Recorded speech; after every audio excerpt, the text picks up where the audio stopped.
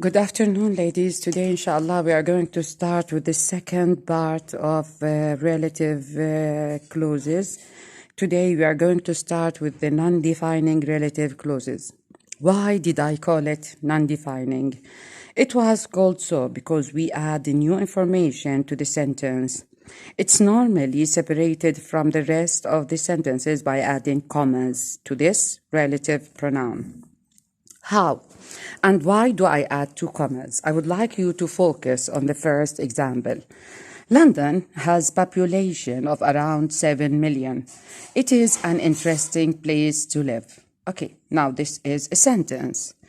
We have here a full sentence and you are going to reform it as a non-defining relative clause. So it will be London. This is the subject, comma, which has a population of around 7 million, comma, is an interesting, and the rest of the sentence is an interesting place to live in. I would like you to notice this thing. Now here we added two commas. Why? Now look at the red phrase. Why it was written in red? It was written in red here to show you that this is an extra information. This is extra information. And that's why we put it inside two commas to separate it from the rest of the sentence. Now, the extra information is put between two commas because it does not add any necessary information to the main subject. Now, here London is the subject, okay? To the main subject, it's normally used in formal written English only. It is not used in everyday language. It is only used in written English. Okay, now I'm going to make this sentence for you. My parents are retired. They come to Spain every year. Okay. Now here, before I decide how to do it, I should decide where is the subject. Subject is my parents. Look at the sentence that immediately preceded the subject. Are retired. If we look at the word are retired, or here the phrase, are retired, it does not add anything important to the whole subject. So this is the extra information. This is the extra. So it will be like this. My parents, comma. My parents is a person who are retired, another comma, come to Spain every year. How could I know that, how could I know that this is extra information?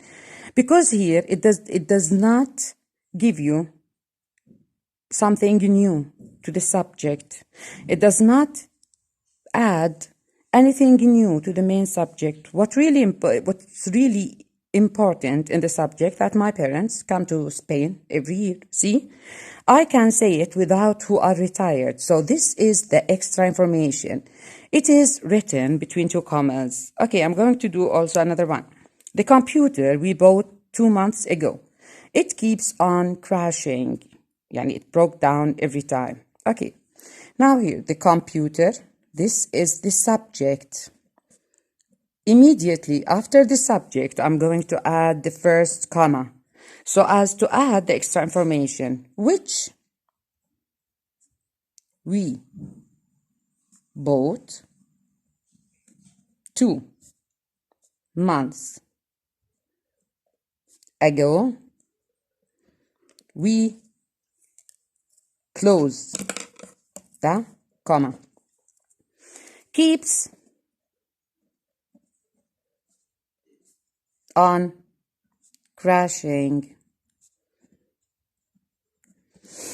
If we read the sentence again, it will be, I'm going to read it without the extra information here. The computer keeps on crashing. It does not, when we omit this thing, actually we are not going to omit them, but we are going to restrict them within 2 commas. The computer, which we bought 2 months ago, keeps on crashing. So here, we are going to omit, not to omit, to restrict the second part or the relative clause with 2 commas. Why?